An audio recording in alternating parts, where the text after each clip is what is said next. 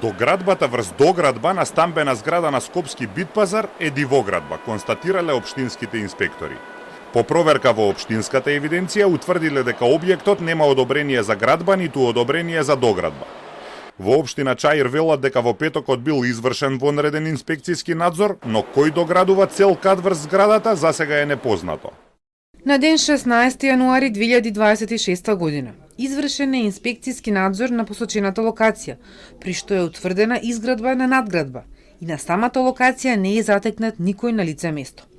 Поради утврдување и обезбедување на дополнителна документација и докази, постапката е во тек за разјаснување на околностите и утврдување на причините. Објектот кој предизвика бројни реакции на социјалните мрежи се наоѓа во тесните улички меѓу Битпазар и Чаршијата. Се забележува дека се работи за трикатна стамбена зграда со поткровје покриено со црвен лим. Врз поткровјето потоа има дигнато уште еден кат, а сега се гради нов. Во катастарот нема имотни листови ниту за веќе постојната доградба. Имотни листови има само до старото поткровје. Праксата покажува дека дури и да се донесе решение за уривање, тоа може да се одолговлекува со години по судските лавиринти. Ако инвеститорот или сопственикот се непознати, тогаш работата оди побрзо.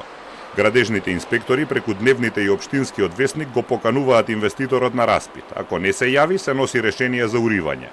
Но ако се појави, тогаш работите може да се развлечат. Инвеститорот има право на жалба до второстепена комисија.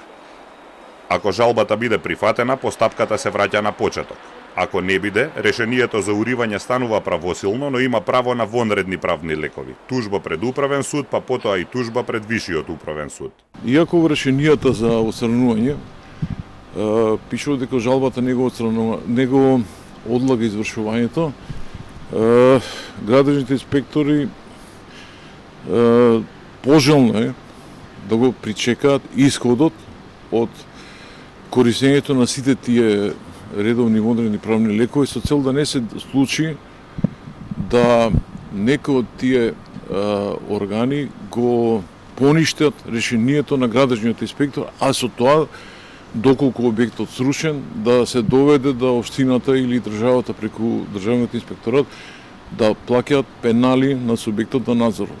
Бојаджиев вели дека инвеститорите често го користат тоа и затоа Сдруженијето со години бара измени на законот за да се поедностави постапката.